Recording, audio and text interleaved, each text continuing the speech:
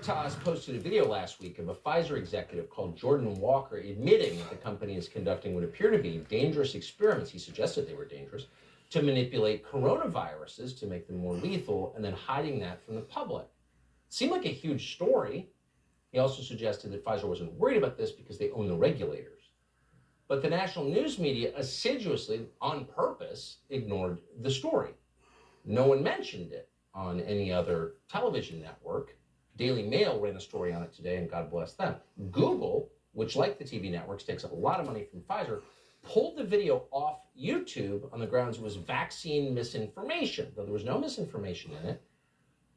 And today, Pfizer admitted that. 48 hours after the video came out, they finally admitted that it was real. In a statement, Pfizer said this, quote, "In a limited number of cases, when a full virus does not contain any known gain of function mutations, such virus may be engineered to enable the assessment of antiviral activity in the cells."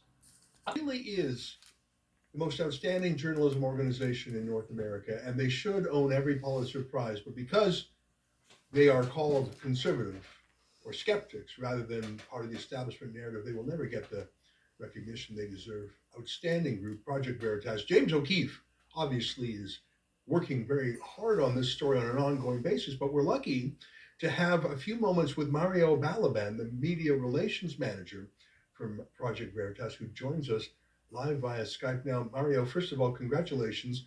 Not only is that outstanding journalism, it was just riveting from a shock point of view, from an entertainment point of view. That was incredible. As James O'Keefe says, he's never had a reaction like that before. What do you make of it? This individual reacted in some way we've never seen before in Project Veritas history. He assaulted our staff who were there to, support James's interview questions and help the staff, obtain answers. And, it's the videos by themselves. The first one we launched with the investigation has about 20 million views on Twitter alone right now. And the video of this interview where the person reacted in the way he did has almost 10 million views. It's extraordinary. I watched it, and what he said was so stunning, and it was almost too perfect. And so part of me thought, can this be real?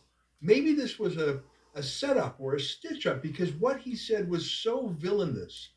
It is every fear, every skepticism manifested. I thought, is this guy really who he is? And I know that James O'Keefe put those questions to him in the final encounter and showed the documentary evidence. But when he was finally confronted, he said, "I'm just a consultant. I'm just a contractor. I'm not even a scientist." It was like he was trying to say, I'm not an important person.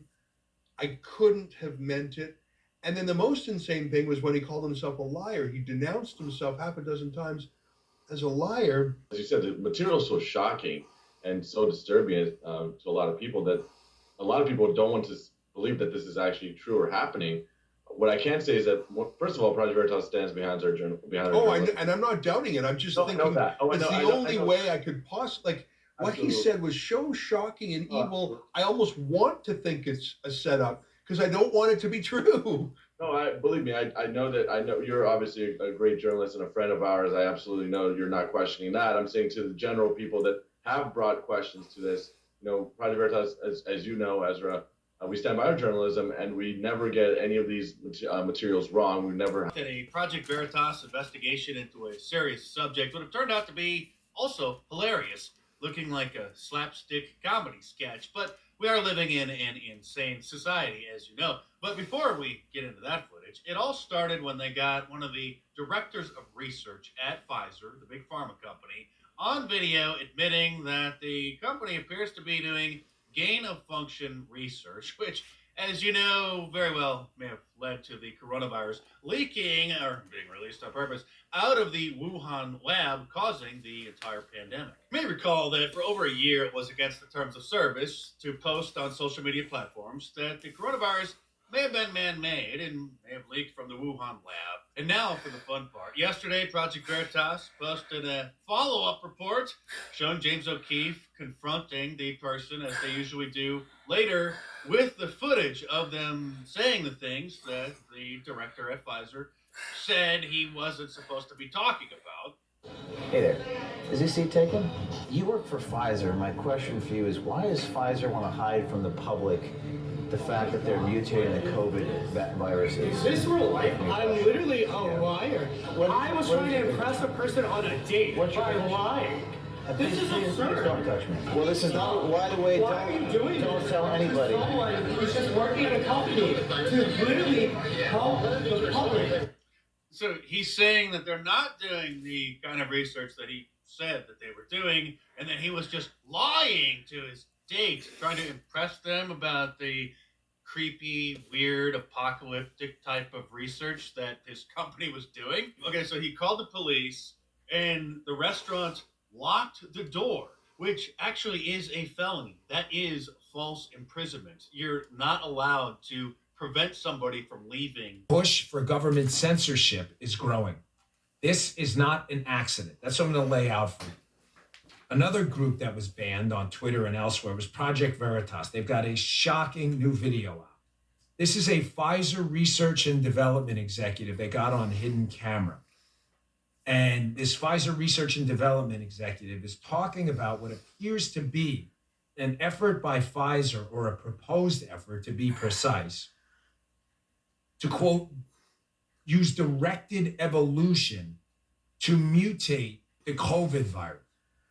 Now, if that sounds to you like an incredibly stupid and bad idea, then you're probably a person with a triple-digit IQ who's sane and has a grip on reality, because it sounds like a really bad idea. Let's take a little poll. Gee, bad idea?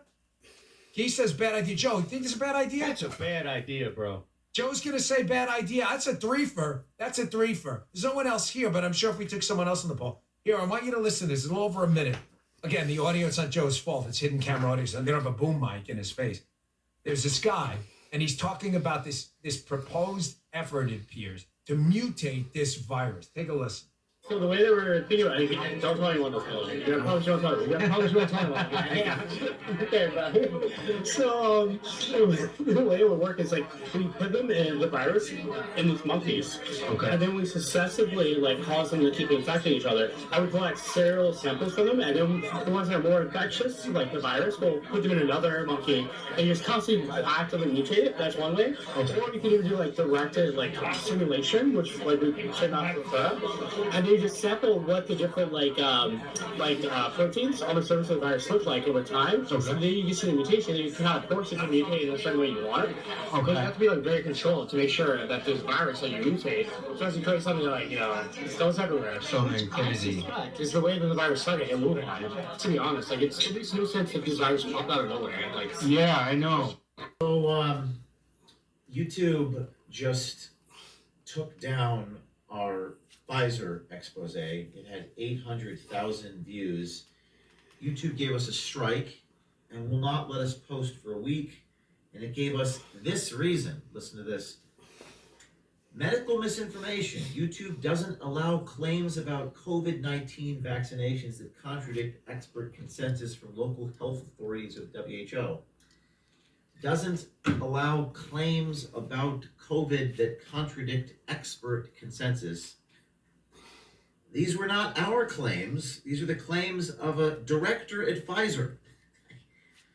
I really think it's third world that big, massive corporations team up with big tech monopolies to target journalism in these United States.